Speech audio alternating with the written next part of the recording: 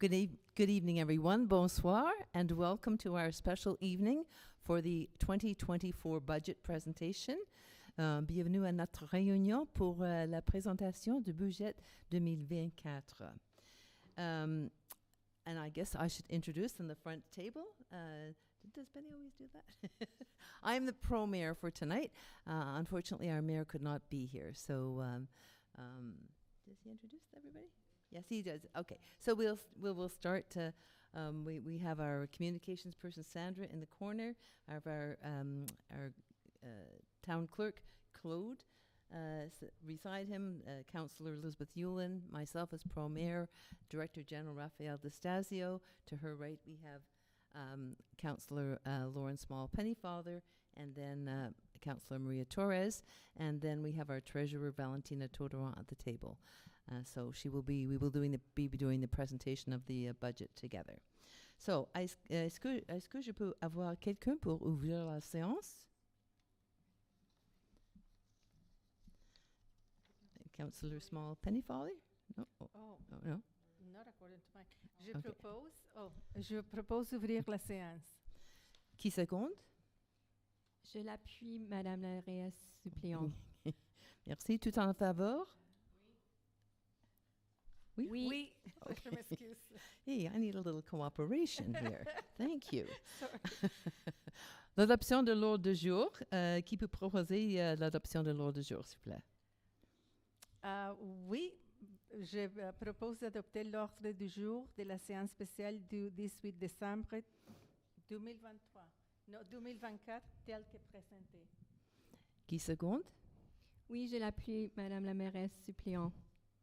Tout en faveur? Oui. Okay, merci. Okay.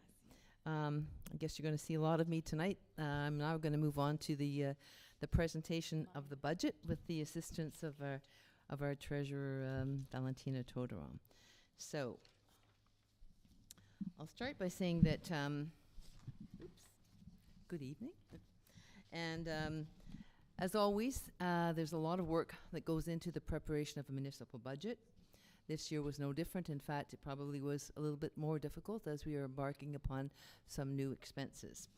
But I want to acknowledge and thank, first and foremost, our hard-working directors and managers and staff in this town who worked so hard to put the budget together, who made cuts to the budget, and who are really diligent in their work. So honestly, I'm presenting it, but it's really the work of all the people here that are here. So Maito D'Estasio, Valentina Todoran, all the managers, please, thank you very much for your hard work.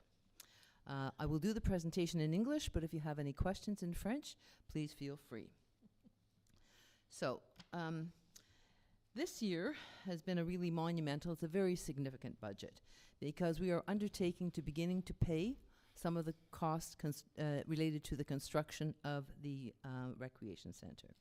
And this is a project which you know is the biggest project we've undertaken in 50 years. So of course it will impact us for years to come, and we're just starting to see that this year. But we still have objectives in our budgets, and let's start by looking at those. The first objective, as always, is to provide maximum value for taxpayers by continuing to scrutinize all our expenditures. This is something we do not just at budget time, but all year through. Continue to invest in the Sports and Recreation Centre project and to ensure strategic development. This is a project which will be here for years and years and years to come, and yourselves and many other residents will get to enjoy it. So it has long-term meaning in the community. We would like to keep our services similar for the Recreation Department. We know that this year they will not be operating our own pool and our own and programs in our own arena, but we're trying as much as possible to keep those programs going in other places with the cooperation of other municipalities and areas. We are also trying to limit the total tax bill of the average home, despite the major impact, the impact of a major ongoing project, which is, as I said, of course, the recreation center. We are going to monitor the availability of provincial and federal grants for special projects. I think you probably know that we managed to get an additional grant on this project. So the grant for this project is now up to about $16 million. But we only get that money after the project is completed. So as you will see in the going on in the budget, we will have to be undertaking ways to pay for it before we get reimbursed for that portion. And always we would like to increase our overall tax base. That's part of our strategic financial plan, and we have looked at some zoning bylaws to assist us with this. The next slide, of course, is the challenges. And of course, this is the first budget, like I said, where we will present costs related to the construction of the new recreation center in our operating budget. And we will be doing this with all the uncertainties of the interest rates that are in the market these days. So we see that, and costs of goods and services, the cost of some of our contracts for our snow removal and also for our garbage, our composting, our recycling, they've all gone up. So that is definitely a challenge this year, the interest rates and of course the costs of goods and services. As always, we try to optimize the resources and operations while respecting the town's capacity to deliver. Are there things that we would have liked to put in the budget? Yes, there are. And we've had to make some cuts. We've had to make some cuts of resources that were requested here at the town, and resources that were requested from some of our the organizations that we give grants to. Because we have our limitations, and our bottom line is we don't want taxes to increase so substantially. So we've had to all make sacrifices. We want to keep the local overall budgeting, operating budget stable so as not to create additional financial impacts. And that's so, don't start playing around with it one year, throw this in, take this out, throw this in, take this out. That can lead to an instability in the future. We are also seeking additional non-taxable revenues to mitigate the impact of increased operating expenses on property taxes. We don't have a lot of places to go here, but we do try to seek out those little bits and pieces that we can get. So that's always something we strive for. And we do know that going forward with the new recreation center, it will definitely present a whole lot of opportunities for additional revenues for rentals, for instance. So let's take a look at those revenues. Right now, this is just the total picture. Our total budget, our total revenues expected in 2024 are $19,654,056. How are we getting that revenue? Well, as usual, most of it is from municipal taxes, and that's the same in most municipalities as well. We have very little other ways that we can get taxes. We don't have our own hydro Montreal-West or anything like that. So municipal taxes make up 85.22% of that. After that, we have duties on transfer. This is when a house is sold and the town gets different taxes because of the transfer sale. There's others, which is actually, it includes, let's say, rentals, et cetera, that's 2.26%. Recreation is usually almost 3%, but this year, as you can imagine, our revenues are going to be down from this because we will be missing our pool revenues and our arena revenues. Water taxes are about 2.2% of our revenues. And then in lieu of taxes, which the government pays us for properties which are institutional, such as educational institutions, so they pay us a certain amount for that. There's also government transfers, these are in ways of grants, etc. And then we have the MMC taxes, that's very small, 0.65%. If we want to look at them a little bit more closely, you'll see the next slide where we break down the types of revenues. The first one is residential, and here, as we know in Montreal-West, we're very highly residential. In fact, 88.8% of our property tax comes from residences. We do not have a big commercial base nor an industrial base, so it really does fall on the residents. So here we see in 2024, we are expecting $14,875,371 in taxes from residences, which is an increase of 7.6%. We go on to the vacant lots, and we see an increase there of 17.9%. It's not that their rate has increased exponentially. It's that there are some properties that had been claimed as residential that are now considered vacant lots. And then a very small portion of a very small portion for the non-residential. In terms of non-tax revenue, we have payment in lieu of tax, as I had mentioned. That's up 7.4%. Interest receivable on grants, which is going to be up 68.3%, and we are going to be getting a lot more grants, and there's different payment schedule from the government.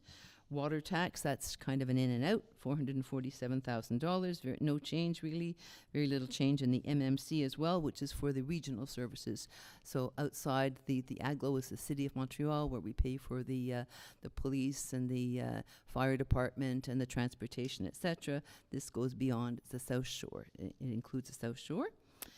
Duties on transfer, as I mentioned, we have felt that even conservatively we can up our expected revenue there from last year. Last year we predicted only $660,000. We have already exceeded that, and so even though the market is down, we feel that we can conservatively still go with $700,000. So we've increased that. Now after that, you're going to see a string of decreases in our revenues, and I will explain why. The permits, parking and permits is down because in 2023 we had a huge project, the Easton project, that paid $100,000 approximately for their building permit. So that had to come off the books. The expenses are a little bit down for the fire department, but then again, the revenue is down, but then again that matches the expenses pretty much, so they're down as well. And the next one, the other, it's a small amount, but it's down. We used to get some reimbursement for an employee who was doing duty at the union, and now that has finished. And the last one is the transfer from the surplus. Now, if you remember, for the past few years, we have done a transfer from our surplus to help mitigate the operating budget. It's not really a practice that I personally condone or that I think is good long term. We did it for 2 years during COVID because the government had given us a grant to help offset some of our additional expenses. So we thought it best to use that to offset the taxes there. And then last year we did it to offset the extremely hefty 12.1% increase from the AGLO. We are not going to do that this year. So that's our total revenues. We can see that they're up 5.7%. But we can see though that actually if you did the calculation, the non-tax revenues, that's the one below the little line, they're actually down 8.5%. So showing that we have to get more of our revenue, more of our money from taxes. Moving on to the next slide, we talk about, now we're going into expenses, and we'll talk total expenses, and then we'll divide it back down into the AGLO versus local. So our total expenses, of course, matching the budget, we have to provide a balanced budget. So the expenses are equal to the revenues, $19,654,056. We can see that 38.7% of that goes to the AGLO, and 61.3% of that is local expenses. That's up slightly from last year. Again, on the total expenses, if we detail it a little bit more, and I will go into it more when we actually get through to the actual table on this. So, but just to give you an idea, then we see the AGLO as at 38.7%, and then we cut up that 61% of the local expenses into public works, the largest expense, of course, always has, and I think it is probably everywhere, recreation and culture and parks, and sometimes people express surprise that it's so high, but I must tell you that it's not just recreation and the programs we have. It's culture, it's the libraries, it's the parks, it's the trees, and it's the grants. So it's a whole lot of things that are there under recreation. Then we have administration and council, eats up 9.8% of the budget. Debt servicing, 10.8%. That is up from last year. Environmental health is 6.36%, also up from last year. Public security, 2.73%. Inspection and permits, even less, 1.26%. And capital expenditures out of revenues, 0.3%. So if we bring this down now to a local level, of course the percentages are going to change, but basically it's the same kind of order of things. Let's take a look here at the next slide, which gives us a better idea of all the local expenses. So first we see council, very similar to last year, up 5%. Administration up about 7%, and that's really basically because of a lot of the contracts we have. Some of the legal work, IT, and insurance is responsible for that. Public security, basically no change. Public works, that's up. We have an additional $86,000, you'll be happy to know, budgeted for road repairs. There's about $65,000 for snow removal, that's extra. Equipment and maintenance. So that budget is up a little bit there. As I said, all our contracts have gone up substantially this year. In environmental health, and what that is usually water and sewer, etc., we have an additional $149,000 over last year, and about over 100,000 of that relates to two particular projects we're bringing on this year.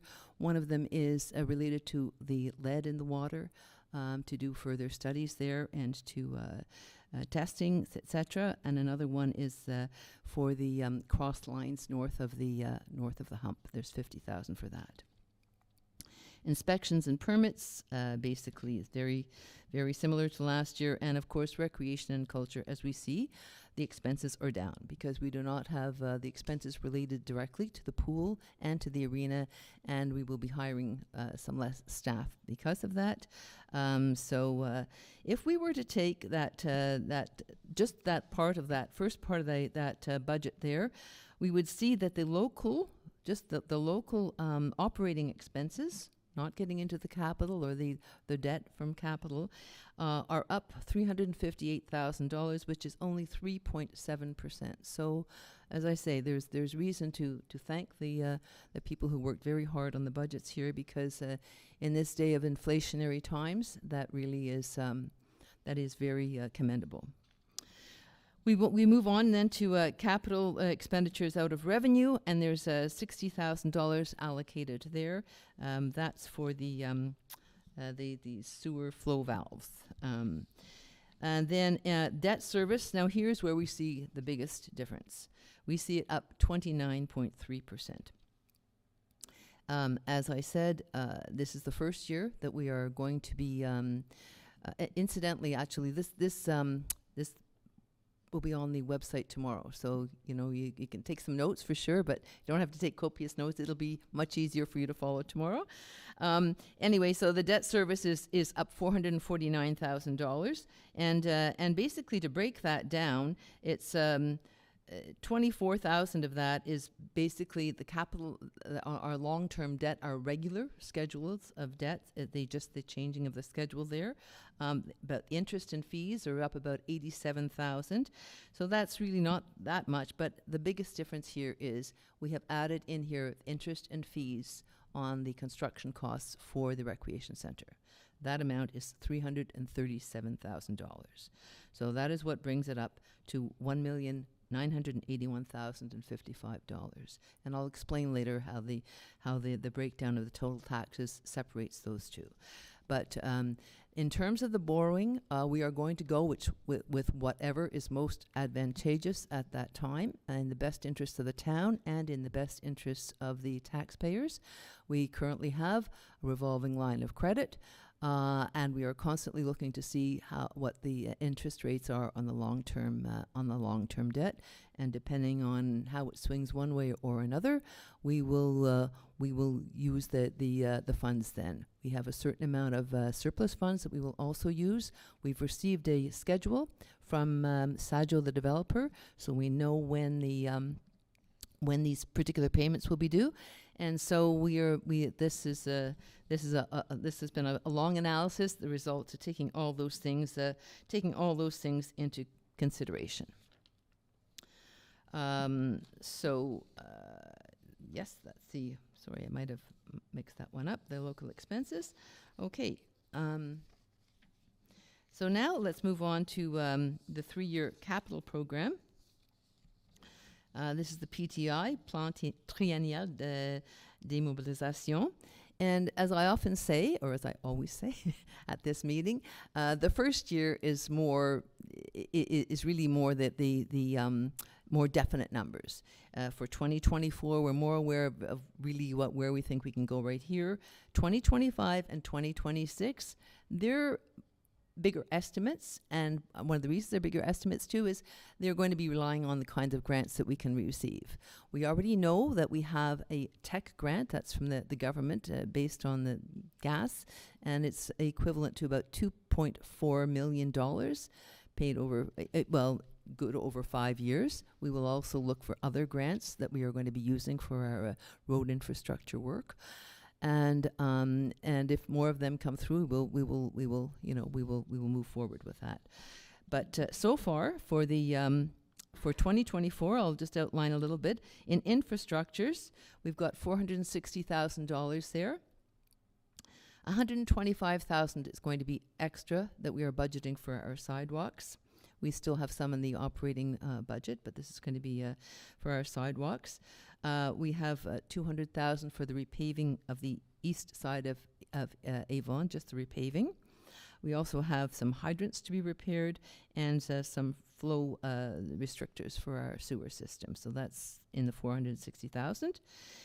In the buildings, $6,867,000. Basically, $15,865,000 is the estimate for what we will outlay for the recreation center this particular year. As I mentioned, the grants only come through later, so we will have to cover those expenses in the interim. And the other amount, basically, it's all for the town hall. We have to replace our electrical panel, we have to replace our emergency staircase outside, and we have to fix the foundation. In vehicles, there's 3 vehicles that we anticipate purchasing in 2024. One is a PSO vehicle, and 2 are public works vehicles. In 2025, I'll go into that soon. In 2025, we will be doing infrastructure work, probably on Courtney, contingent on government grants. We will be looking at the Avon traffic lights. Again, we will be spending about $15 million, a little bit less, $15.3 million on the new recreation center.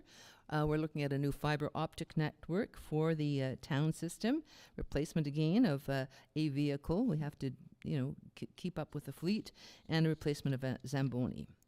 In 2026, we are looking then where we don't have any money in there for the recreation center. The intent is that it would then be undertaken under our long-term loans, and we would be paying interest in our operating budget on it. And so the projects for 2026, as I say, would be infrastructure work contingent on grants, masonry work at the town hall, and again, replacement of some of our fleet.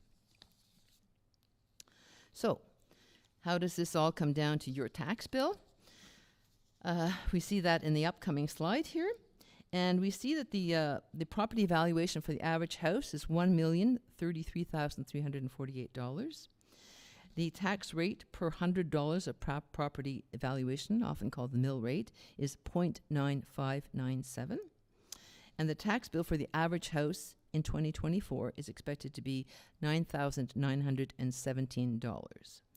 That same average house in 2023 paid $9,218. So it is an increase of $699 or 7.58%.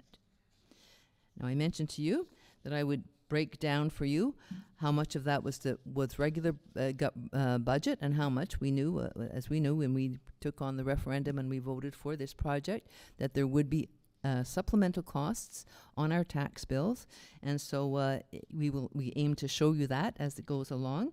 So this next slide does exactly that. If you look on the right, is the amount of money, the $699 extra on the average house for 7.58%. If we were to subtract that $337,000 in interest, then and so in other words, not pay down any money towards the recreation center, which of course is incorrect because we'll be paying half of the fees, then that amount would have been 5.48%. or $505 increase per household.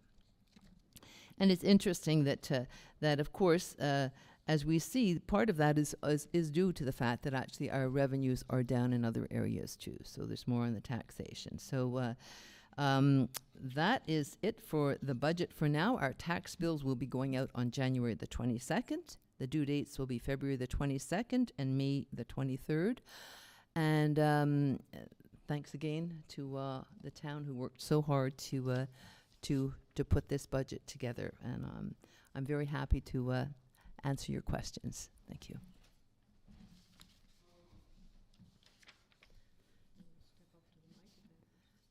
If anybody has any questions, you can step up to the mic. Otherwise, I can see if there's any questions that have come in online. No? No? Okay. So then let's continue with the budget meeting. Oops, where's that paper? That's you? Oh, no, it's not a second. It's Okay. you. It's me? Oh, yes, it is me. Here we are. Okay. So thank you very much for your presentation, Councillor Feeney. Would you like to move the motion? Yes, I would. Okay, I move to adopt the 2024 budget of the town of Montreal-West for an amount of $19,654,056. And second, to deposit a copy of the 2024 budget in the town of Montreal-West archives. I second that. All those in favor? Aye. Aye. Thank you. Okay, and now we'll move to the presentation and adoption of the 2024, 2025, 2026 Program of Capital Expenditures. Someone to move? Right, certainly. So I move to adopt the 2024, 2025, 2026 Program of Capital Expenditures for the town of Montreal-West as follows. For 2024, an amount of $17,532,000. B, for 2025, an amount of $18,650,000.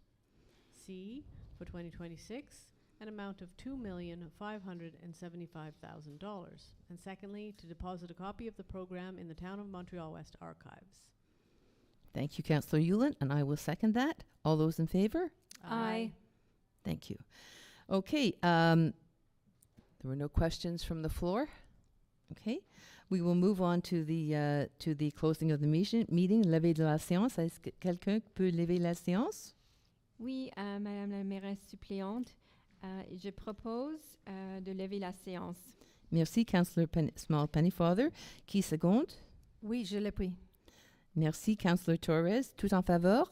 Oui. Merci. Okay, meeting number 1 is now adjourned.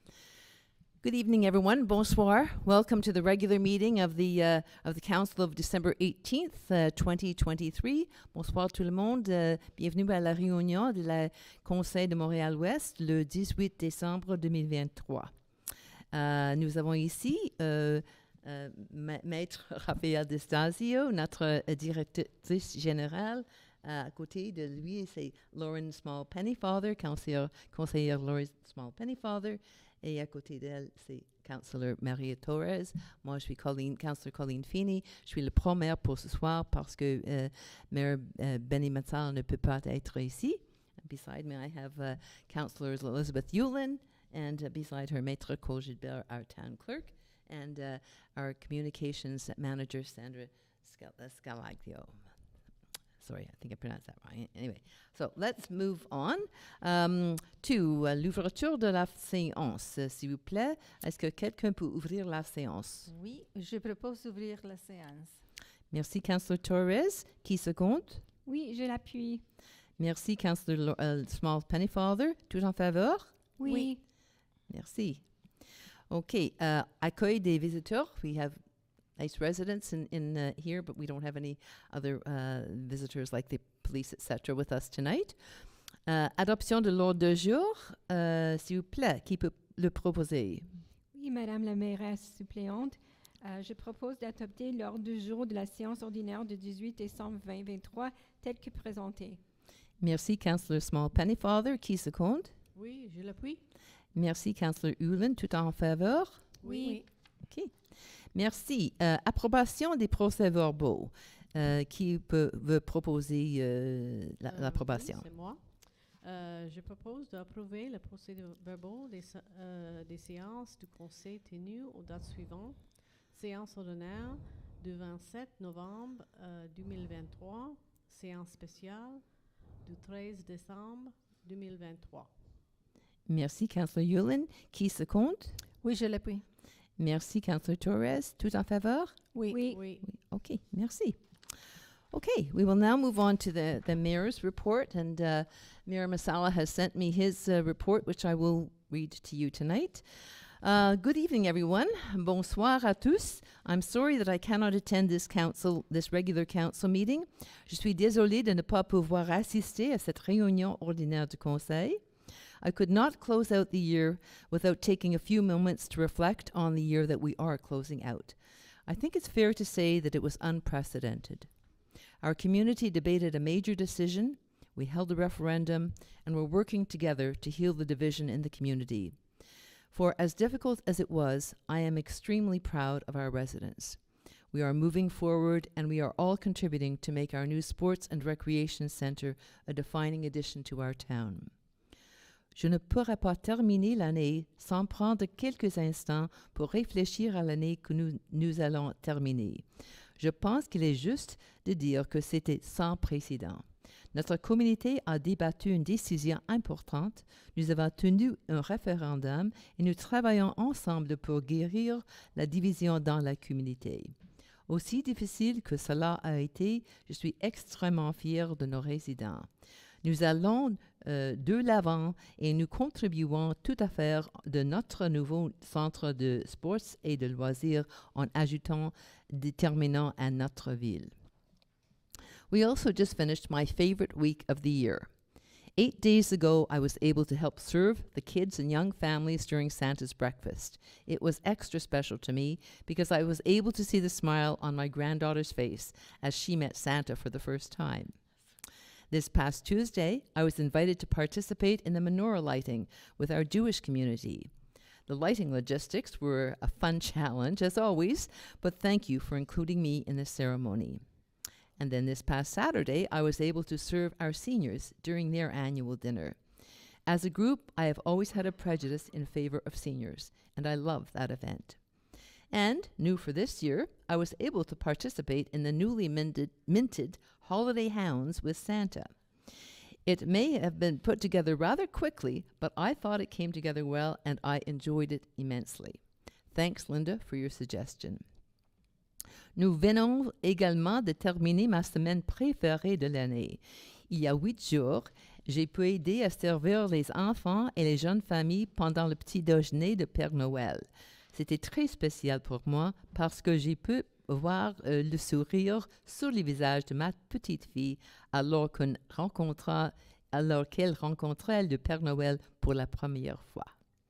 Mardi dernier, j'ai été invitée à participer à l'éclairage de menorah avec notre communauté juive. La logistique et de l'éclairage était un défi amusant, comme toujours, mais merci de m'avoir inclus dans la cérémonie. Samedi dernier, j'ai pu aider à servir nos aînés lors de leur dîner annuel. En tant que groupe, j'ai toujours eu un préjugé en faveur des aînés et j'adore cet événement. Et nouveau pour cette année, j'ai pu participer avec les chiens, avec le Père Noël. Il a peut-être être mis en place rapidement, mais je pense qu'il s'est bien réussi et je l'ai énormément apprécié. Merci Linda pour la suggestion. Let me take a minute to thank our team here in town. From the top, Raphael and Valentina, through the different members of the team in our administration, our recreation, public works, public security, and urban planning. We could not do a quarter of what we are able to do for our residents without your work and dedication. Thank you for that. Permettez-moi de prendre une minute pour remercier notre équipe ici à Town. Dans nos Raphaël et Valentina, en passant par les différents membres de l'équipe en administration, loisirs, travaux publics, sécurité publique et urbanisme.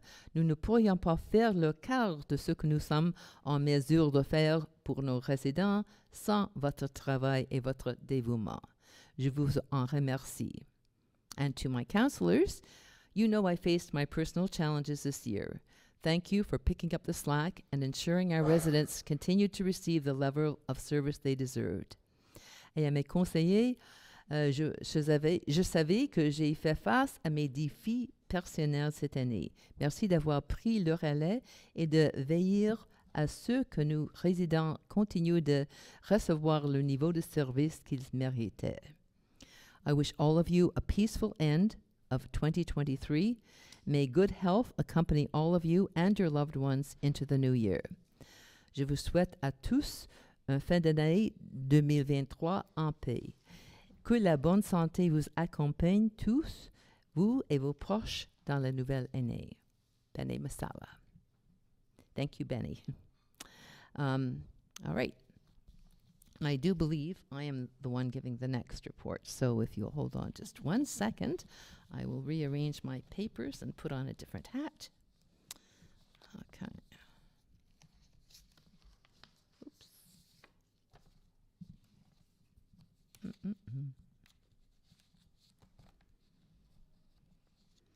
Okay, let me get it. Oh, here it is. Very good. All right. So, good evening. Bonsoir, everyone. I'll start by my finance report. So the town, finance and administration, the town hall offices will be closed from December the 22nd to January the 2nd inclusive. The offices reopen January the 3rd. The tax bills, as I mentioned, for any of you who were here at the prior meeting, will be mailed out January the 22nd, and the due dates are February the 22nd and the May the 23rd, 2024.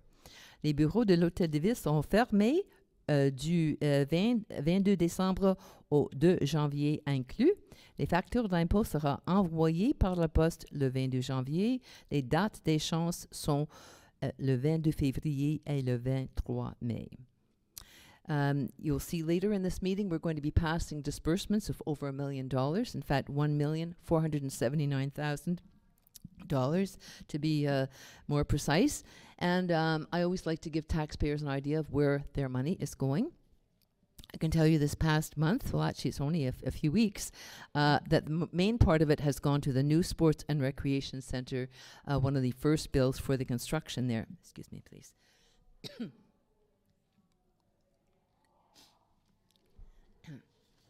So $1,063,400 have gone there.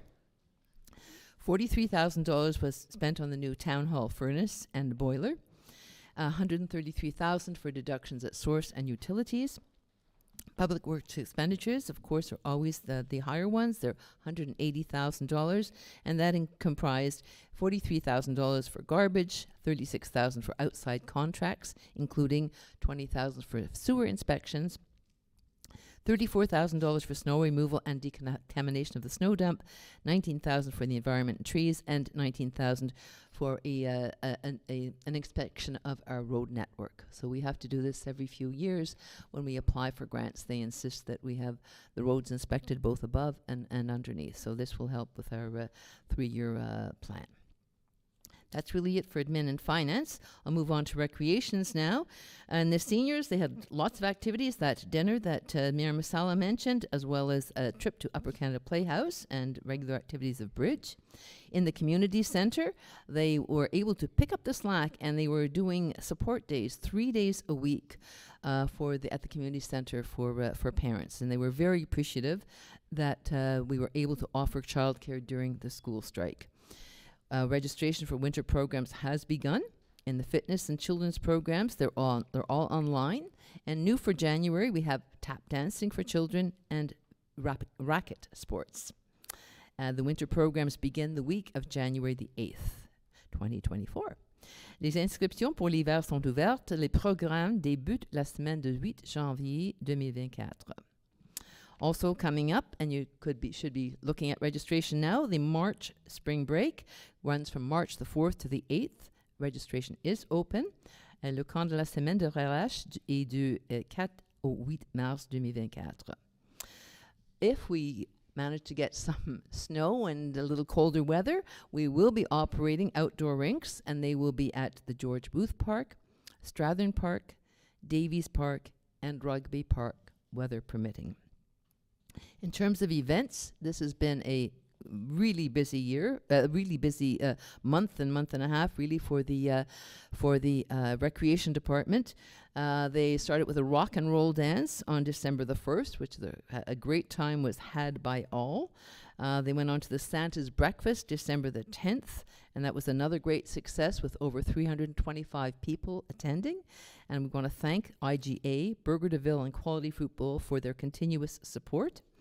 Then we had, as the mayor had mentioned, hound photos that was offered this past Sunday here in the town hall with Santa. And it was also a great success. And again, the thanks to Linda Hammerschmidt for bringing that idea up. All money raised will go to the new recreation center. And I'm always amazed when I see our staff here, weekends, evenings, etc. So I really have to give a huge shout out to our recreation staff as well. Paula, Marion, Chris, and all their helpers who worked tirelessly in these past few weeks and on the weekends to bring such amazing events to all our residents.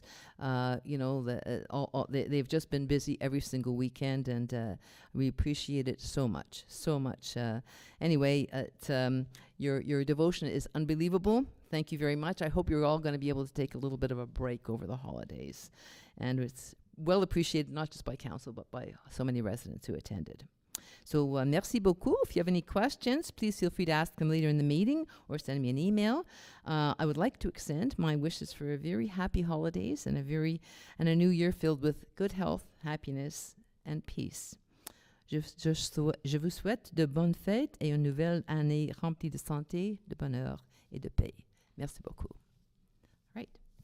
So we will now move on to the reports from seat number 4, which is Councillor Torres. Okay, let me get back my minute here. Thank you. Thank you. Good evening and welcome. Bonsoir à tous. Since I didn't read my report during the last council meeting, I have added some information from October to this report. In the last 2 months, 49 permits were issued. They were given for construction of accessory buildings, decks and porches, walkways, public domains interventions, excavations, and renovations.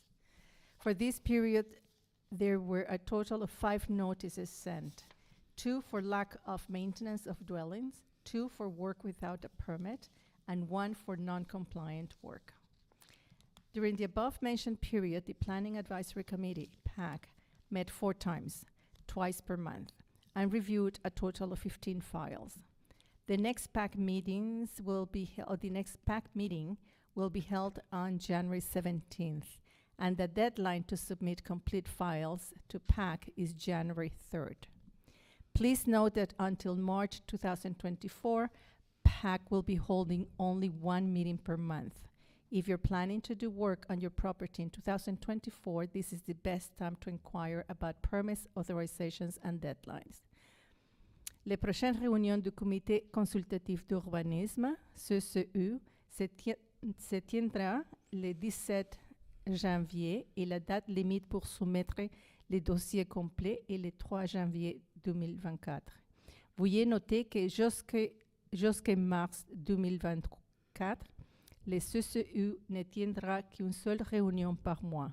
Si vous prévoyez d'effectuer des travaux pour votre propriété, c'est le meilleur moment pour vous renseigner sur les permis, les autorisations et les dates limites. Finally, I would like to advise to all of you who are planning to do work on your property next year that please do not do the work, whatever that might be, without consulting the urban planning department first. Doing the work without permits and authorizations will result in a fine. In addition, if the work is not compliant with the town's bylaws, the town will ask you to modify the project or even demolish it at your own cost. So please contact the department before embarking on any work. You can make inquiries and applications via the town's website.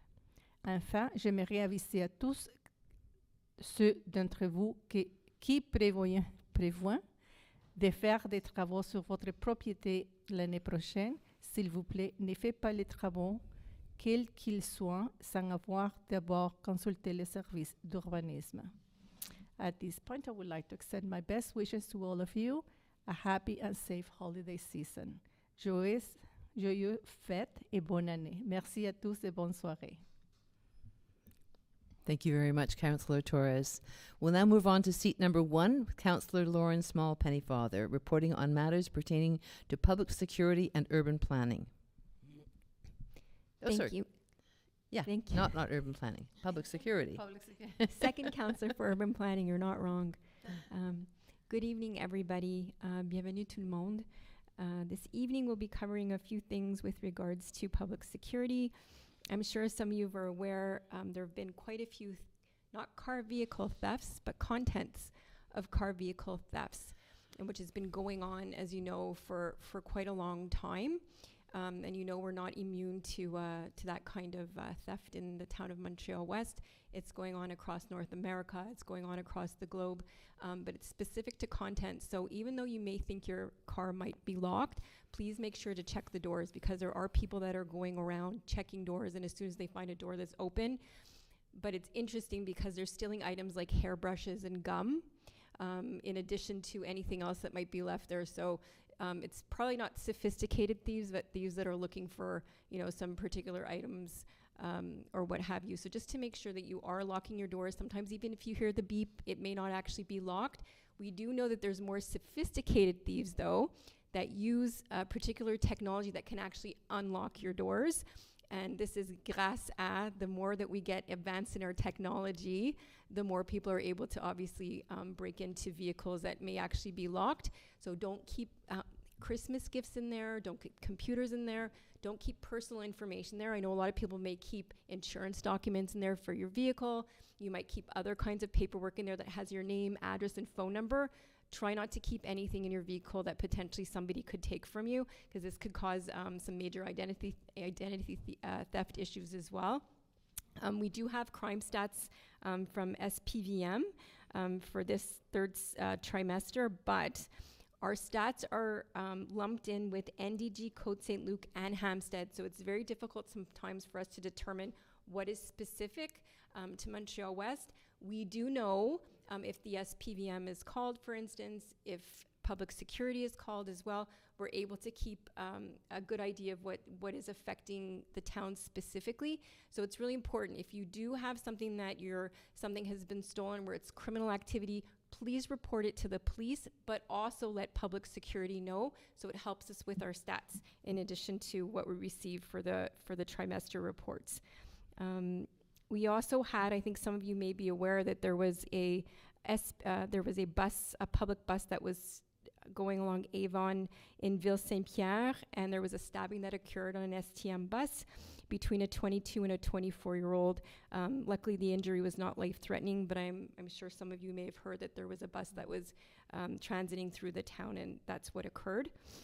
Also want to make sure that we have included some e-bulletins as well on how to protect your property that went out in early December. I also published an article as well in the Informer on how to protect some of your vehicles. So I would just like to quickly mention some of those.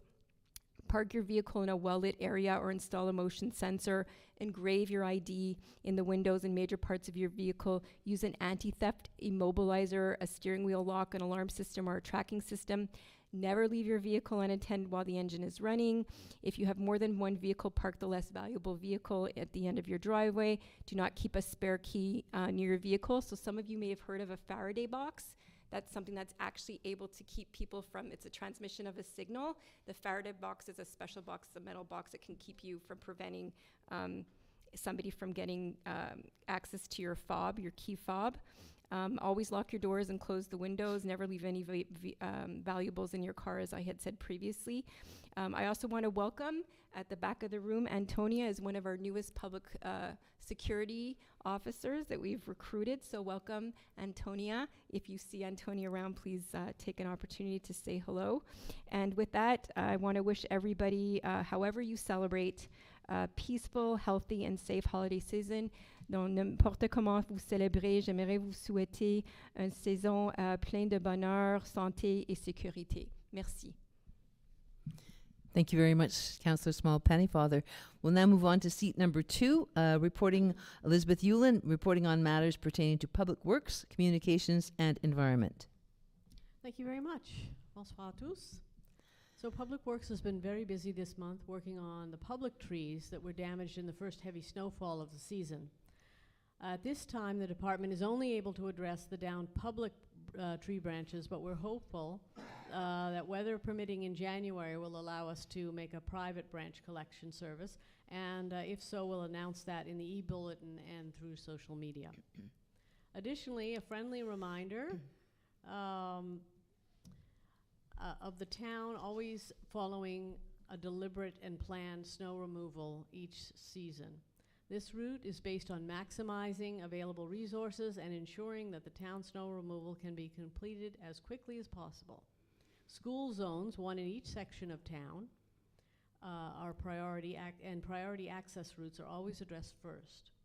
It's also important to note that the town's snow dump is located at the center of town behind Hodgson's Field, so the central access routes must be cleared early in the operation to maximize efficiency. Further, if the snow clearing happens to be on a weekday, the train schedules have to be taken into account, as we all know, so that our teams are not caught wasting time and lots of money waiting for the trains.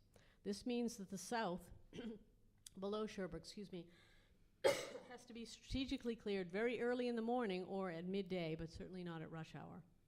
All this to say, it's actually a very complex and well thought out system developed over many years of experience. You may also notice that occasionally there are sections of sidewalk that go uncleared. 99% of the time this is due to a private contractor pulling snow out of driveways and blocking the sidewalk with compacted and very heavy snow mounds. Our sidewalk tractors simply cannot plow through these mounds, and they can leave whole sections of sidewalk impassable for days. So please, ensure that you or your contractor clear these blocked sidewalk areas so our team can clear the area for pedestrians, including seniors and parents with strollers. In these big storms, we all have to do our bit. Please trust that the crews will absolutely get to your street as soon as possible and plow the sidewalks unless they are made impassable. Overall, our snow removal operations are known to be among the most efficient on the island of communities, among all island communities, and we intend to keep it that way. Another point that came up actually today about some flooding in town, a number of calls have come in about this, and I just want to assure you it has nothing to do with our pipes. Rather, it's due to the incredible rainfall that we're seeing now, melting snow cover, and of course the clay soils underneath. This has led to a raised water table that may have caused some infiltration into your basement through the floors. To protect against future events such as this, a sump pump and or French drain is likely the best permanent solution for most residents. Unfortunately, we're likely to see more of these large weather disturbances given the growing climate emergency. Speaking of climate emergency, of interest in the environmental portfolio this month, Council and the Enviro Department have been finalizing the upcoming changes to our waste management bylaw. If you remember, this bylaw was to be adopted late last year, but was postponed to make refinements to the amendments. As a reminder, this bylaw will be to reinforce the current limit on the size of bins allowed, garbage bins allowed, for most resident households, that's 240 liters, and will prohibit the use of garbage bags outside the bins.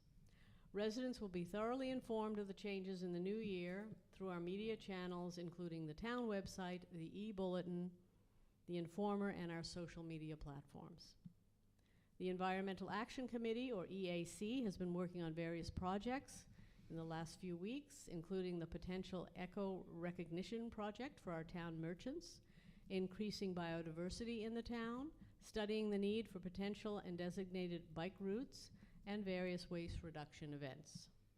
Et finalement, le service de communication crée des présentations de fin d'année, planifier des stratégies de communication pour le début de l'année 2024 et développer des outils de communication avec d'autres départements. So that's it for me. I'd be pleased to get your questions during question period, and I wish you all a happy holiday, however you celebrate it. Thank you. Thank you very much, Councillor Yulin. So we will now move on to question period, and I'll just briefly explain. At our first question period, we will answer questions from the floor for a maximum of 25 minutes. We will limit it to 2 questions per person, a short preamble, your first question, and a follow-up question if you want. And I will remind you that it is question period and not a debate period. After the questions from the floor, we will answer questions from residents that had been submitted online until 2 p.m. today on any topic. The same rules apply, 25 minutes total, 2 questions per person maximum. In the second question period, later on in the meeting, we will take questions pertaining to the agenda submitted via our website during the meeting. We will limit it to 10 minutes from the floor and 10 minutes online. Lors de notre première période de questions, nous répondrons aux questions de la salle pendant un maximum de 25 minutes. Nous le limiterons à 2 questions par personne, un court préamble, votre première question et une question de suivi si vous le souhaitez. Et je vous rappelle que c'est une période de questions et non une période de débat. Après les questions de la salle, nous répondrons aux questions des résidents qui avaient été soumises en ligne jusqu'à 14 heures aujourd'hui sur n'importe quel sujet. Les mêmes règles s'appliquent, 25 minutes, au total de 10 questions en total et 2 questions par personne maximum. Lors de la deuxième période de questions, pendant la réunion, nous répondrons aux questions relatives à l'ordre du jour soumises via notre site Internet lors de cette réunion. Nous le limiterons à 10 minutes depuis la salle et 10 minutes pour online. Okay. So we'll start with questions from the floor, and I'll ask you to please approach the mic and state your name and address, please.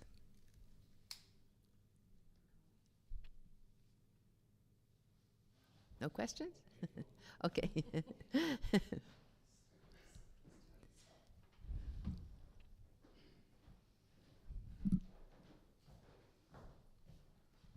Daniel Bouleris, 204 Wolseley Nord. Bonsoir aux membres du Conseil municipal. Lors du Conseil municipal de novembre, j'ai parlé du rapport d'observation des vélos réalisé par la sous-commission Sécurité des cyclistes du Comité d'action environnementale.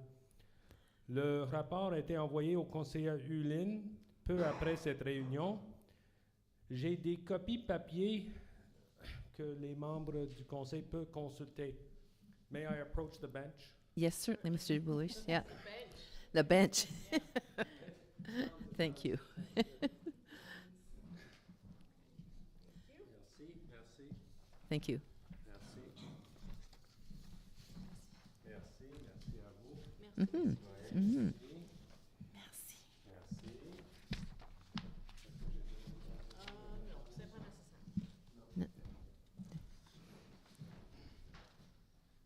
Veuillez ne pas tenir compte du verso pour des raisons environnementales. Il est imprimé sur du papier déjà utilisé.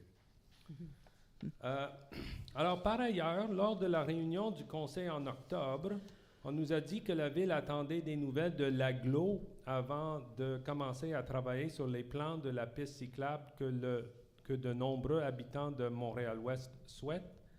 J'aimerais savoir si le Conseil a eu des nouvelles de l'agglo à ce sujet. OK. Merci, Mr. Boulouris. Councillor Newland, do you know whether we have received any We have not. updates from the AGLO since then? Réponse. Pas de réponse de l'AGLO à ce moment. C'est dommage. Peut-être, oui. Vraiment. Oui, oui. Le maire Mazella est en communication avec l'agglomération pour tenter de recevoir des informations. You want me to answer? OK, you can, sure. Sorry about that. Monsieur Boulris, pour répondre à votre question, Oui.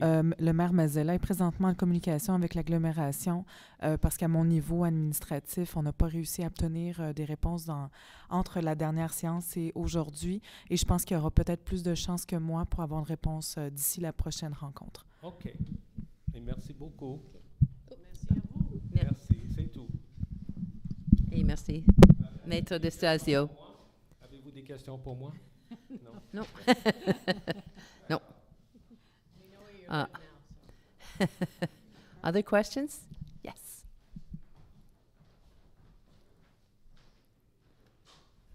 Hi, Barbara Brzezinski, 62 Wolseley North.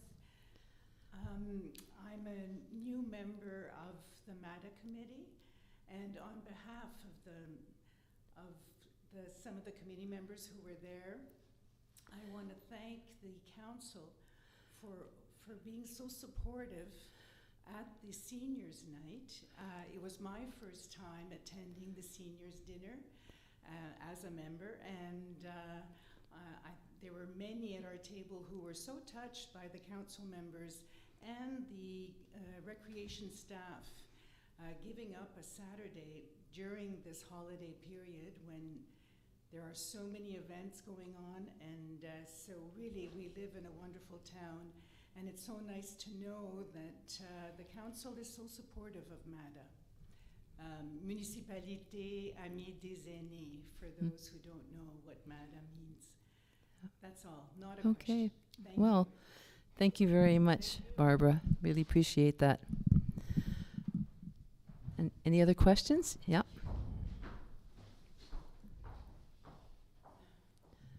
Cynthia Nichols, 25 Westminster South.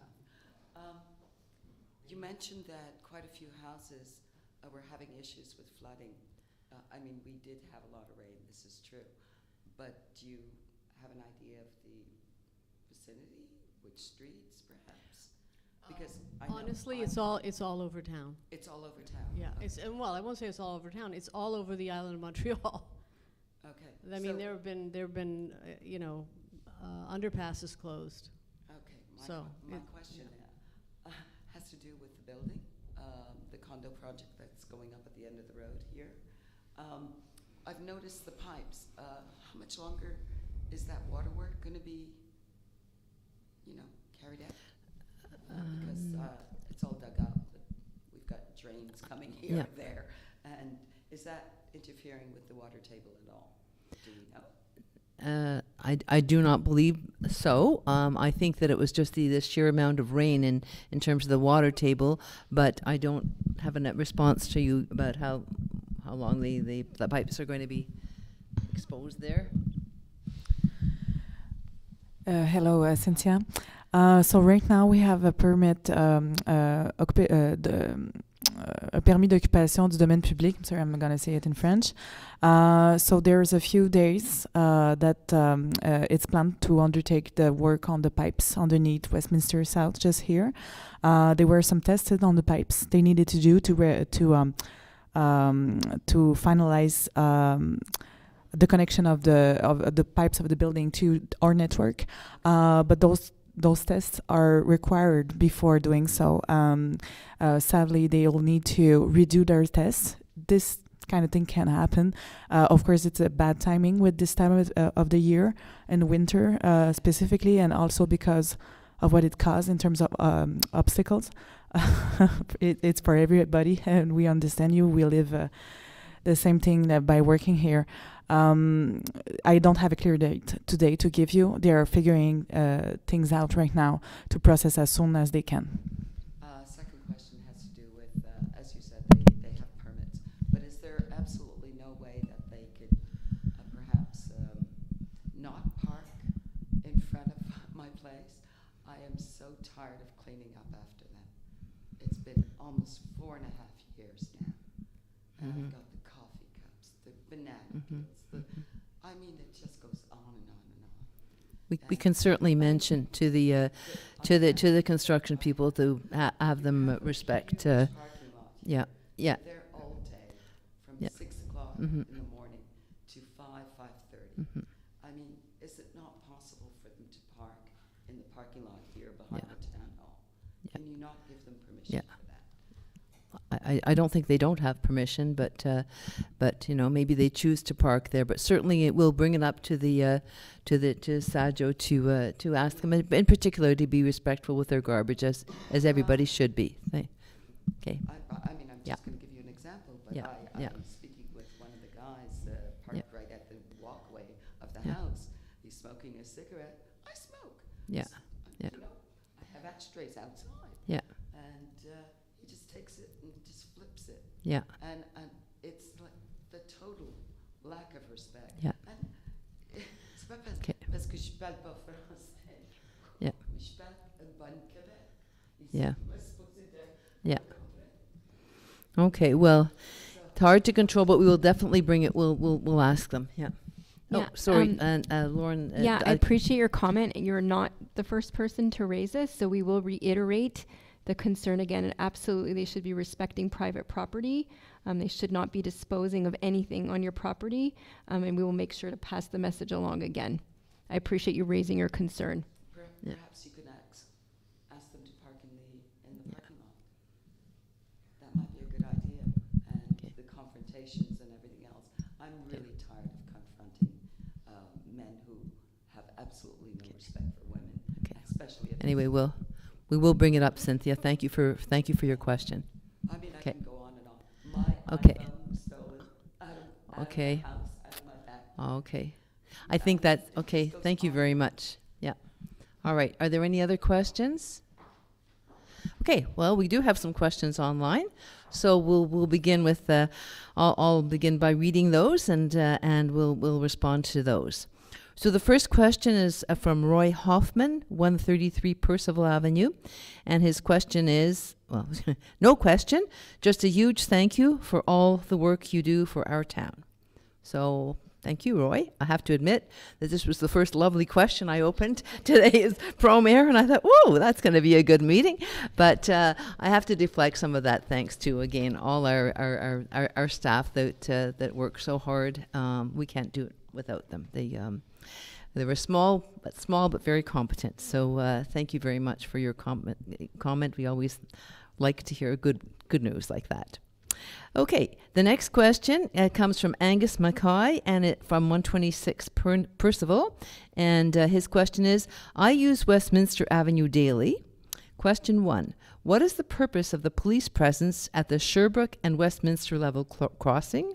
The police do not give tickets to any motorists who cross white lines, cut off pedestrians, or otherwise ignore rules and endanger our citizens. Their presence must cost us money, yet the police doesn't seem to do anything but stand there every morning. Question 2, are the developers of the Easton building simply incompetent? How can they take this long? How can they be allowed to block traffic every day for months and months and months?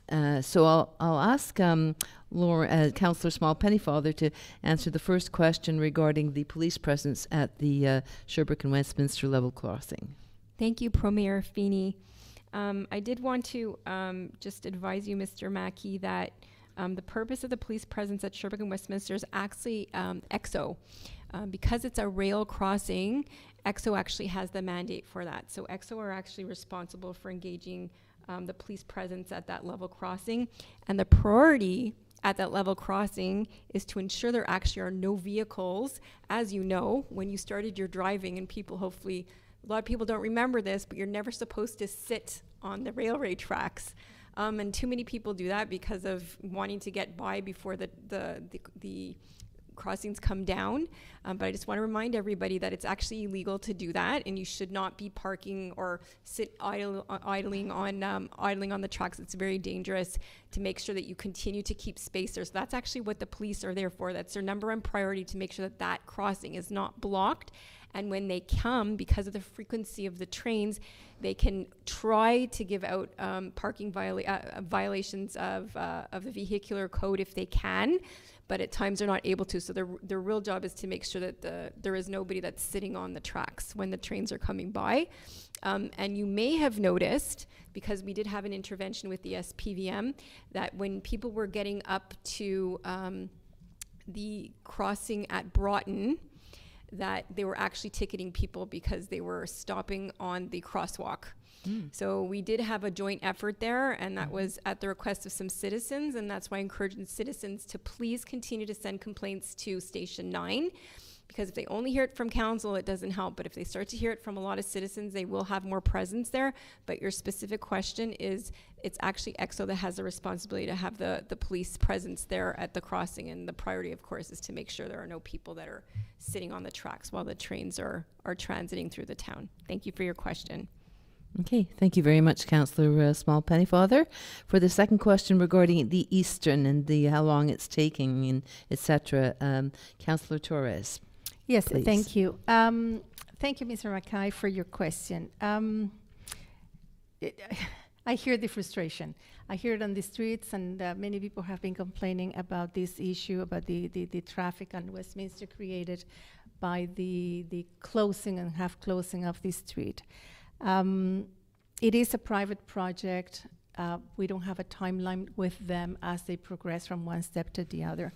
However, what I can tell you is that our bylaws stipulate if you have a private project, and you need to use our public access to our public facilities, as that is the roads and sidewalks, you have to ask for permits, you have to pay for it, and you have to follow the rules. And Montreal-Ouest, the town, is working closely with them to ensure all this. And if they don't comply, then they are fined for non-compliant work, which in this case that meant if you have to have flagmen, you have to have the pylons on the street to secure the traffic and the access. We do have to give them the permits. We have to allow them because they have to finish this project, and our main interest is for them to finish as quickly as they can. So we try not to put too many restrictions, and as soon as they ask for a permit, we try to do it without delay. I believe Councillor Small Pennyfather is going to answer part of that question as well later on. She's going to give a little bit of further information. But that's it. We have to work with them to make sure that they move on and finish this project as soon as possible. Thank you for your questions. Thank you very much, Councillor Torres. Move on to the next question. This one is from Ellen Moore, 122 Percival Avenue. Why are the road workers still using salt on roads and sidewalks when salt still kills everything on the ground and in the river? Have you consulted with Westmount, which seems to be using gravel or some black amalgam that isn't pure salt? There are a number of options out there. Can I ask you to answer, Councillor Yulin, please? Certainly. Thank you for your question, Ellen. I know you've asked this often, and I have to say I have a lot of sympathy with your point of view. We do continue to look for alternatives to using pure salt. Unfortunately, though, salt is the most effective product when melting snow. We have some difficulty using other products like gravel. I'm not sure about the black amalgam you're speaking of, but essentially it's some kind of grit because it goes into the sewers and makes them very difficult to function. And,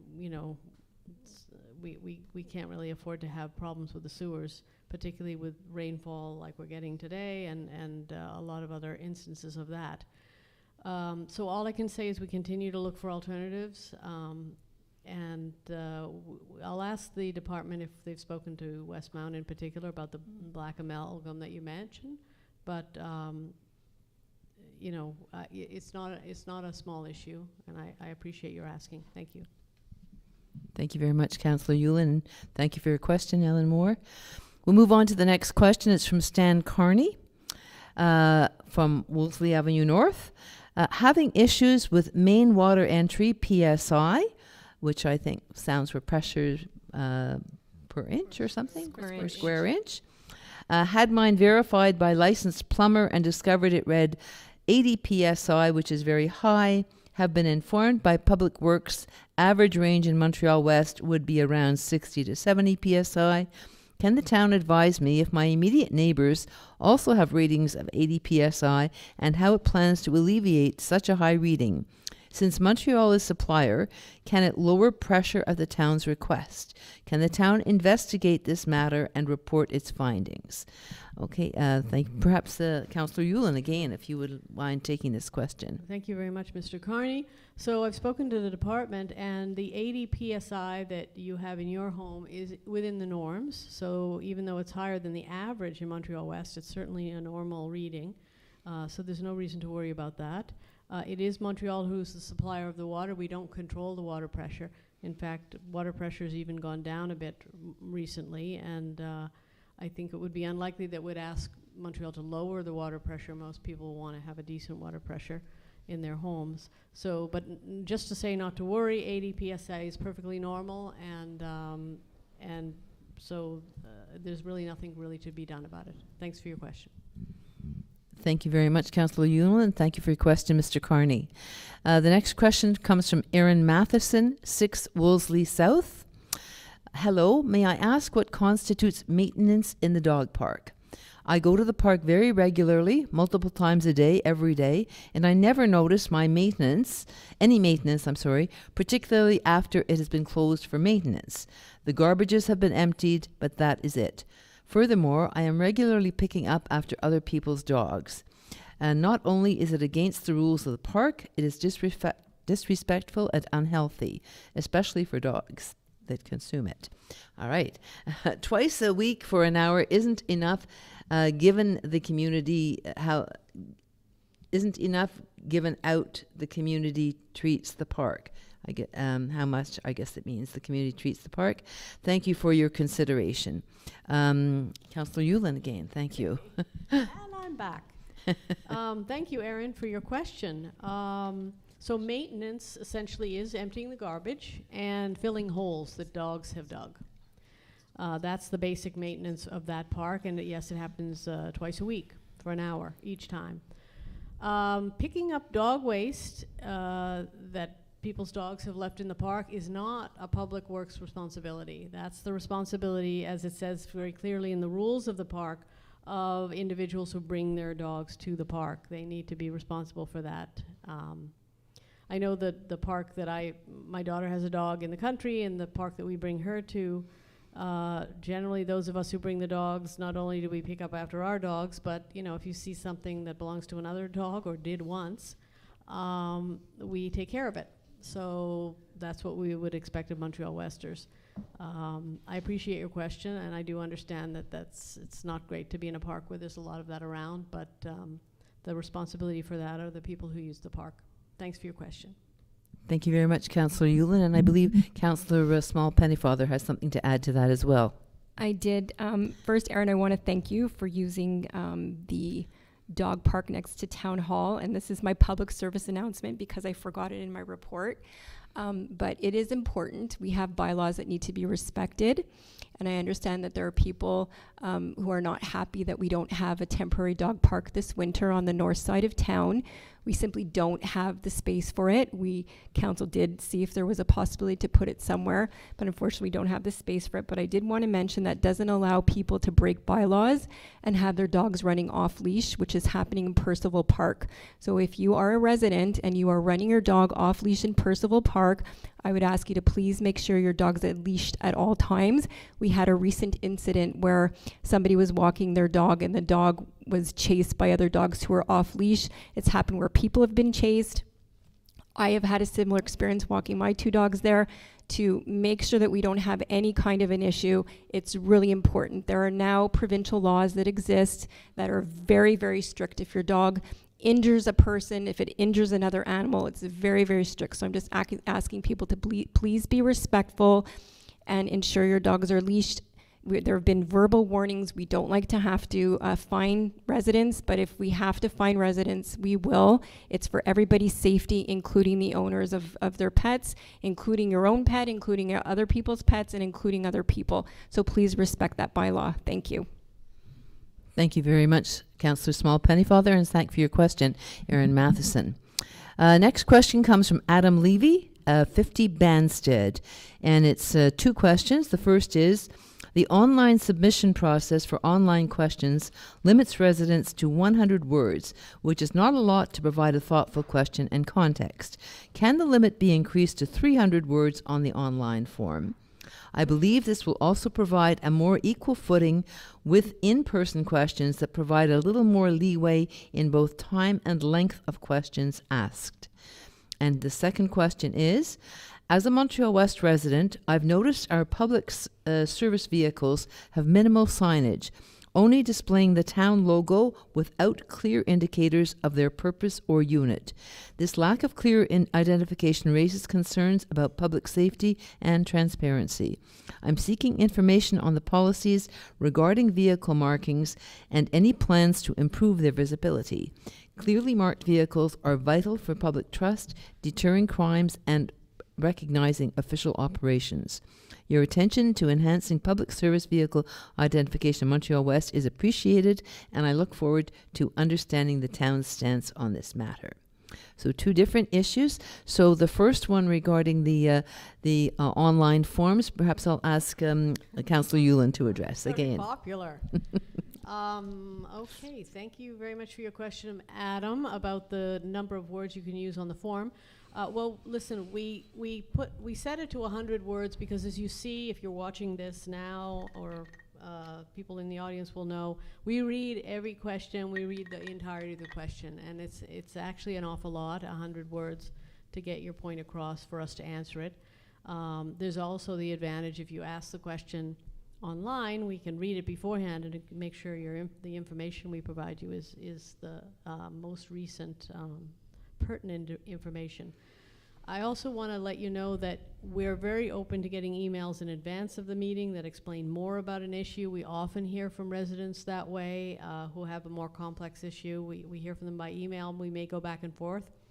And then if they ask a question online or even in the meeting itself, we have some more complex response to give them.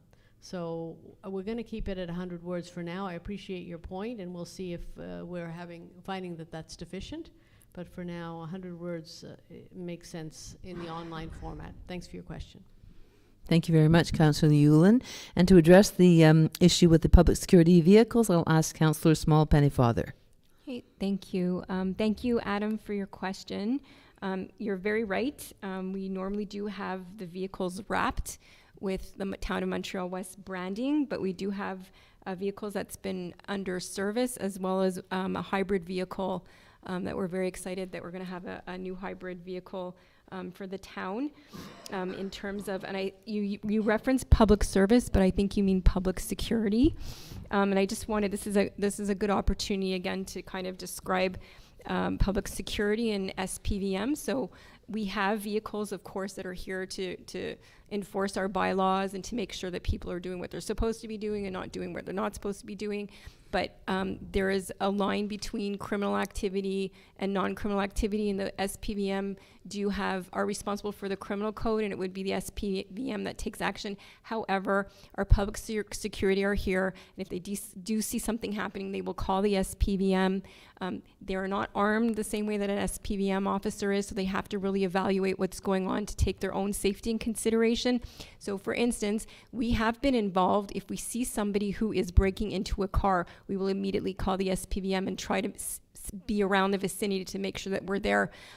So it assists the police in apprehending any kind of criminal that's doing that. And I should say that they have apprehended quite a few individuals with regards to some of these thefts that have been going on. It's 1 or 2 of the same individuals that keep getting released, unfortunately. But our public security do work in close collaboration with the SPVM. But I just want to make sure that you understand the distinction. And our public security, of course, is there to represent the town of Montreal-West. And as soon as we are able to wrap the vehicles correctly, we'll be doing that, and you'll be able to see them and well identified. And you absolutely do have.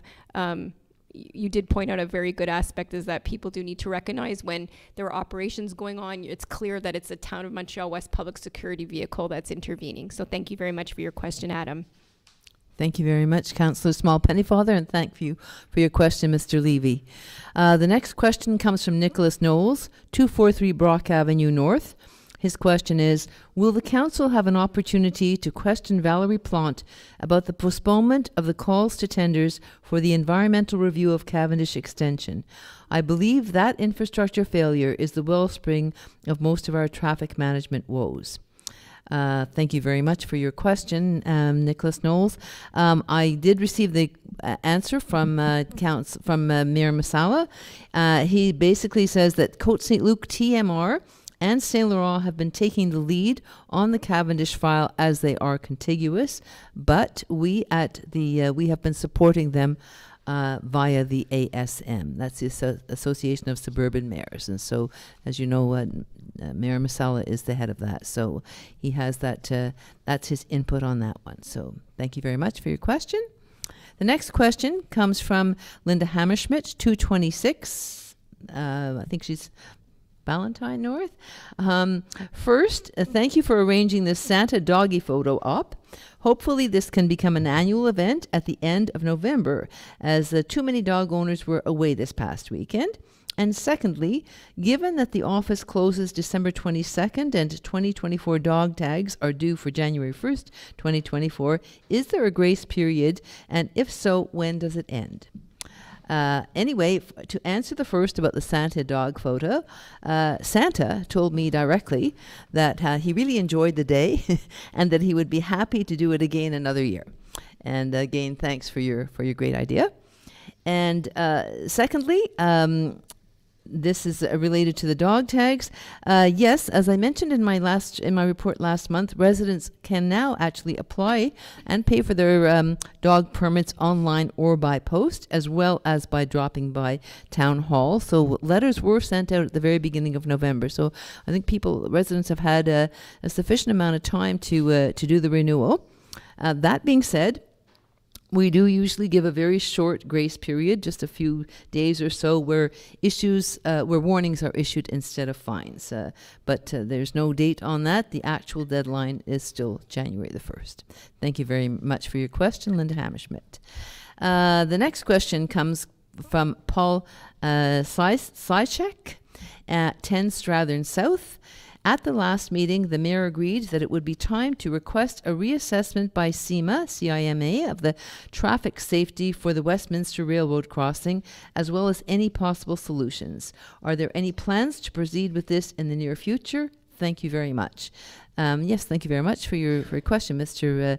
Sychek. And yes, definitely we have had a traffic study done in the past by CIMA, and we are planning to look at them again to refresh the contract and to have them look at that issue again, and that will be early in the new year. Thank you very much for your question. The next question comes from Cyril Vitticock, 150 Easton Avenue. La première partie, c'est en mars dernier, le responsable du chantier Easton m'avait dit que les obstructions reliées au chantier Easton seraient terminées en novembre. Est-ce que la ville fait pour forcer, qu'est-ce que la ville fait pour forcer le contracteur à respecter son échéancier et quel est le deadline maintenant? Et la deuxième question, c'est la rue Easton au coin de Westminster et Avon continue d'être engagée de circulation. Est-ce que la ville peut exiger du contracteur qu'il diminue la largeur de son obstruction sur la voie publique et répare de nouveau les nombreux nids de poules à cet endroit? Merci beaucoup pour votre question. Je vais demander à Councillor Small-Pennyfather de répondre. Merci. Merci beaucoup, Monsieur Vitcock, pour vos questions. Comme les questions précédentes concernant le projet Easton, je vous conseille que les services d'urbanisme travaillent en étroite collaboration avec le promoteur de Easton. Nous n'avons pas au courant de la déclaration, mais on utilisait tous nos pouvoirs et tous les outils qui sont disponibles à nous pour accélérer le projet. Et pour votre deuxième question, nous avons demandé à plusieurs reprises à la promoteur de réduire le champ de construction. Et nous avons besoin d'une évaluation aussi des travaux publics concernant les nids de poules. Mais vous avez complètement les raisons. On va travailler étroitement avec les promoteurs pour s'assurer que ça reste secure. Et merci beaucoup pour vos questions, Monsieur Vidcock. Merci beaucoup, Councillor Small-Pennyfather, et merci pour votre question, Monsieur Vidcock. Et the next question comes from Merle McPhail, and her question is, I have a big pile of dirty snow and leaves on my front lawn where I have a heritage garden, plants from my grandmother's garden in Quebec City and some from my mother's garden in Pointe Claire. I was under the impression that no snow was to be blown onto people's lawns. Our side of Avon all had deposits of snow out front. Can you explain what the policy is regarding this topic? Can I ask you to respond to that, Certainly Councillor can. Yulin, again? Sure. Thank Thank you, you. Merrill, for your question. Well, so the policy is, as you understand it, that we do not blow snow on lawns. However, in certain cases we have to, or we can't remove the snow at all. In this last storm, the big storm that you're referencing, we lost about half of the trucks that normally ship the snow off to the snow dump. That we hire contractors for this. And a number of them either had personnel issues where people were sick, or there were mechanical issues with the trucks. All that to say, we lost a lot of the trucks. So in order to keep up with the snow clearing, which people obviously want done, we had to blow, for that one day, we had to blow snow on the lawns. And yours was among, I guess, a number of lawns that had snow blown on them. But that was the exception, not the rule, and hopefully that won't have to happen very often. Thanks for your question.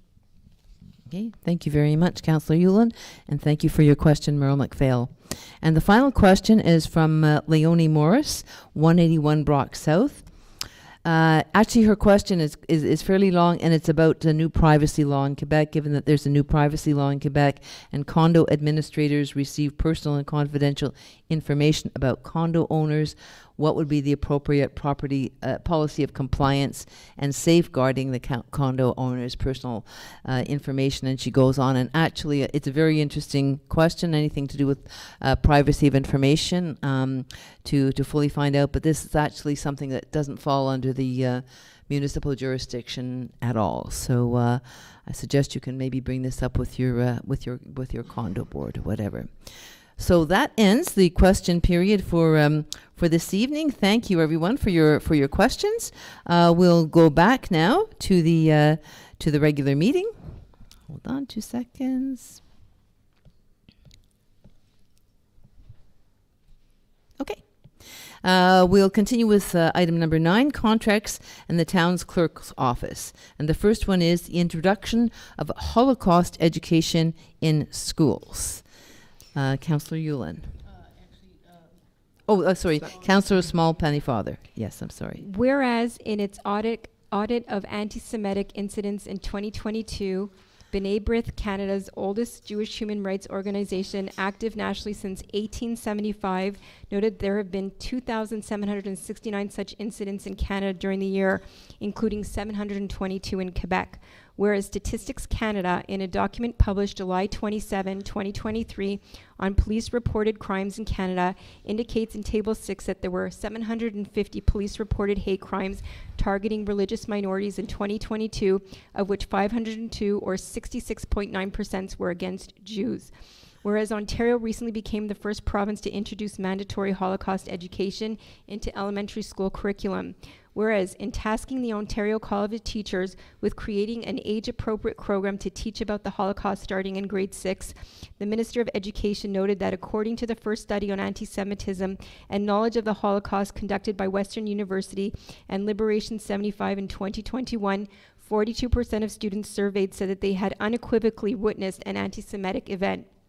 Whereas the same study also revealed that 1 in 3 Ontario students believe the Holocaust was fabricated, exaggerated, or unsure if it really happened. Whereas studies in the United States suggest that jurisdictions that make Holocaust education mandatory see not only a reduction in anti-Semitic incidents, but also a decrease in hatred towards African Americans and Asians. Whereas a study published in September 2023 by Reality Check indicates that when the study of the Holocaust begins earlier in school and is mandatory, Americans who have a greater knowledge of the Holocaust show greater warmth towards religious and racial minorities and others. Whereas it is more important than ever for schools to play a key role in preserving the memory of the Holocaust, protecting children from denial and distortion, often broadcast online as Holocaust survivors age and pass away. Whereas Jewish organizations urge all provinces and territories to follow Ontario's example and introduce mandatory Holocaust education in elementary schools. I move, 1, that the Town Council of Montreal-West recognize the dangers of Holocaust denial and distortion that so often target youth. 2, that the town urge the Ministère de l'Éducation to introduce mandatory Holocaust education in Quebec elementary schools beginning in 2024-2025 school year. 3, that the town invite the Ministère de l'Éducation to consult the Ontario curriculum and to mandate the Conseil supérieur de l'Éducation and other stakeholders to determine how best to introduce this new curriculum and ensure teacher training. Thank you very much. I second that. Okay, thank you very much, Councillors Small, Pennyfather, and Yulin. All those in favour? Aye. Thank you. Move on to Administration and Finance. Approval of disbursements, November the 25th to December the 14th, 2023. I did refer to this in my report. So I move that the list of accounts payable from November the 25th to December 14th, 2023, totaling $1,479,268.51 be approved and paid as listed. May I have a seconder? Yes, I second it. Thank you very much, Councillor Torres. All those in favour? Aye. Thank you. Délégation de pouvoir pour le mois de décembre 2023. Est-ce que quelqu'un peut proposer cette motion? Oui, la mairesse suppléante. Que soit approuvé le rapport de la directrice générale concernant l'exercice des pouvoirs délégués en vertu du règlement numéro 2005-002 pour le mois de décembre 2023. Et qui seconde? Merci beaucoup. Tout en faveur? Oui. Oui. Merci. Grants for 2024. This was part of the operating budget that I presented earlier this evening, and here's a detail of the particular grants that the town is giving. They're all the same organizations that they've always been given to, with very minor increases, zero or minor increases. So I move that the Town of Montreal-West award the following grants for the year 2024. Montreal-West Children's Library, $89,000. Montreal-West Public Library, $94,966. The Informer, $21,000. Community Services Council, $5,000. Dr. Robert Drummond, as part of the Roots and Remembrance Program, $250. May I have someone second that, please? Yes, I second it. Thank you very much, Councillor Torres. All in favour? Aye. Thank you. Moving to the Urban Department now. Site Planning Projects and Architectural Integration Programs, SPAIP. Councillor Torres? Yes. I move to acknowledge receipt of the minutes of a meeting held by the Planning Advisory Committee in PAC on December 13, 2023. To approve as presented under the SPIP the following plans submitted to this meeting in accordance with the recommendations of the PAC as outlined in the minutes. 33 Fairfield, replacement of the front door and side light. 19 Banstead, replacement of 18 windows, the front door and transom.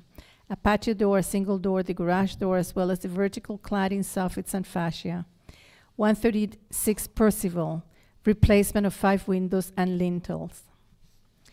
To approve with conditions under the SPIP, the following plans submitted to this meeting in accordance with the recommendations of the PAC as outlined in the minutes. 456 to 458 Westminster North, demolition of the building due to fire. to defer the examination of the following plans to the next meeting of this council in accordance with the recommendations of the PAC as outlined in the minutes. 456 to 458, reconstruction of the building due to fire. Thank you very much, Councillor Torres. May I have someone second that, please? Yes, I second the motion. Thank you, Councillor Small Pennyfather. All those in favor? Aye. Aye. Thank you. Next, Public Works. There's nothing to report under this item. Number 13, Human Resources. Also nothing to report under this item. 14, Appointments. Nothing to report. 15, Deposit of Documents. Un registre de dons reçus par les membres du Conseil. This is the register that we must keep for any councillor who's received a gift of $200 or more. I have to say that nobody has. Mais une copie de registre des dons, marque hospitalité et avantage d'une valeur supérieure de $200 reçus par les membres du Conseil fut déposée. Nulle mention don n'y figurait. Maybe next year. Okay.